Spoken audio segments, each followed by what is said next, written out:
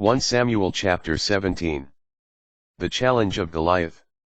The Philistines rallied their forces for battle at Socoh in Judah and camped between Socoh and Azekah at Ephes Dammim. Saul and the Israelites rallied and camped in the valley of the Elah, drawing up their battle line to meet the Philistines. The Philistines were stationed on one hill and the Israelites on an opposite hill, with a valley between them. A champion named Goliath of Gath came out from the Philistine camp. He was 6 cubits and a span tall. He had a bronze helmet on his head and wore a bronze breastplate of scale armor weighing 5,000 shekels. Bronze greaves, and had a bronze scimitar slung from his shoulders. The shaft of his javelin was like a weaver's beam, and its iron head weighed 600 shekels. His shield-bearer went ahead of him. He stood and shouted to the ranks of Israel, "Why come out in battle formation? I am a Philistine, and you are Saul's servants. Choose one of your men, and have him come down to me. If he beats me in combat and kills me, we will be your vassals, but if I beat him and kill him, you shall be our vassals and serve us." The Philistine continued, "I defy the ranks of Israel today. Give me a man and let us fight together." When Saul and all Israel heard this challenge of the Philistine, they were stunned and terrified. David comes to the camp. David was the son of an Ephrathite named Jesse from Bethlehem in Judah who had 8 sons. In the days of Saul Jesse was old and well on in years. The 3 oldest sons of Jesse had followed Saul to war. The names of these 3 sons who had gone off to war were Eliab the firstborn, Abinadab the second, and Shammah the third. David was the youngest. While the 3 oldest had joined Saul, David would come and go from Saul's presence to tend his father's sheep at Bethlehem. Meanwhile the Philistine came forward and took his stand morning and evening for 40 days. Now Jesse said to his son David, "Take this ephah of roasted grain and these 10 loaves for your brothers, and bring them quickly to your brothers in the camp. Also take these 10 cheeses for the field officer. Greet your brothers and bring home some token from them. Saul and your brothers, together with all Israel, are at war with the Philistines in the valley of the Elah." Early the next morning, having left the flock with a shepherd, David packed up and set out, as Jesse had commanded him. He reached the barricade of the camp just as the army, on their way to the battleground, were shouting their battle cry. The Israelites and the Philistines drew up opposite each other in battle array.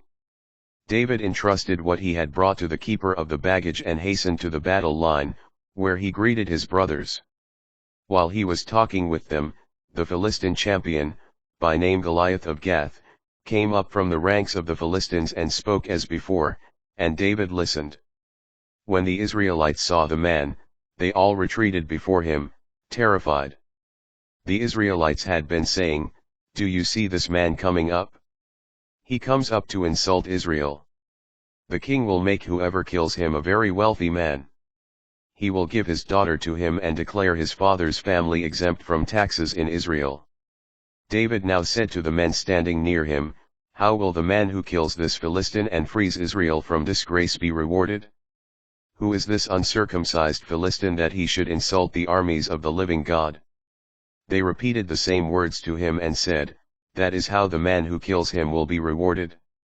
When Eliab, his oldest brother, heard him speaking with the men, he grew angry with David and said, "Why did you come down? With whom have you left those sheep in the wilderness? I know your arrogance and dishonest heart. You came down to enjoy the battle." David protested, "What have I done now? I was only talking." He turned from him to another and asked the same question, and everyone gave him the same answer as before. The words that David had spoken were overheard and reported to Saul, who sent for him. David challenges Goliath. Then David spoke to Saul, "My lord should not lose heart. Let your servant go and fight this Philistine." But Saul answered David, "You cannot go up against this Philistine and fight with him, for you are only a youth, while he has been a warrior from his youth." Then David told Saul, "Your servant used to tend his father's sheep, and whenever a lion or bear came to carry off a sheep from the flock, I would chase after it, attack it, and snatch the prey from its mouth. If it attacked me, I would seize it by the throat, strike it, and kill it. Your servant has killed both a lion and a bear. This uncircumcised Philistine will be as one of them, because he has insulted the armies of the living God." David continued, "The same Lord who delivered me from the claws of the lion and the bear will deliver me from the hand of this Philistine." Saul answered David, "Go, the Lord will be with you." Preparation for the encounter. Then Saul dressed David in his own tunic, putting a bronze helmet on his head and arming him with a coat of mail. David also fastened Saul's sword over the tunic. He walked with difficulty, however, since he had never worn armor before. He said to Saul, "I cannot go in these, because I am not used to them." So he took them off. Then, staff in hand, David selected 5 smooth stones from the wadi and put them in the pocket of his shepherd's bag. With his sling in hand, he approached the Philistine. David's victory. With his shield-bearer marching before him, the Philistine advanced closer and closer to David.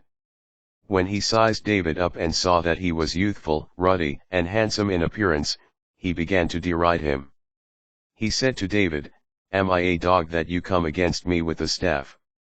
Then the Philistine cursed David by his gods, and said to him, "Come here to me, and I will feed your flesh to the birds of the air and the beasts of the field."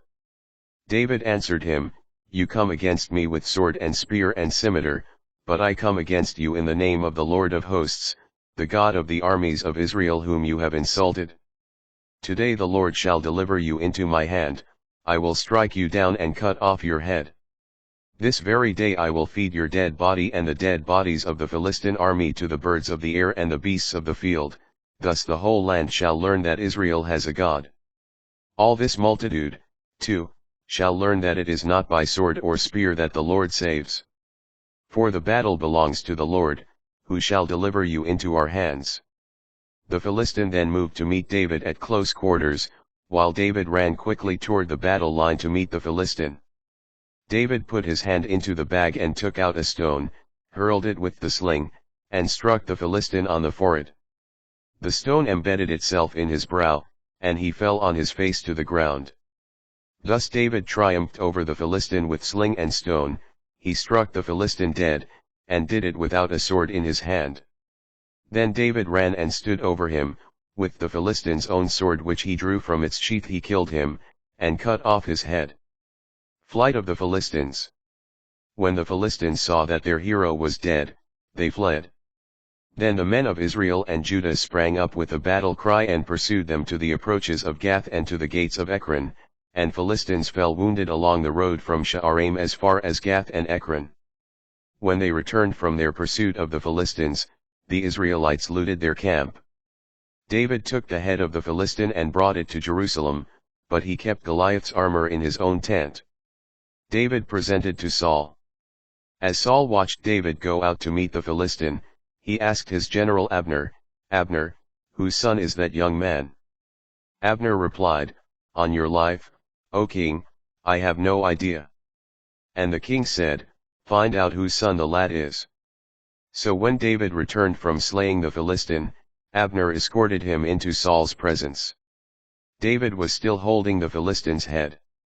Saul then asked him, "Whose son are you, young man?" David replied, "I am the son of your servant Jesse of Bethlehem."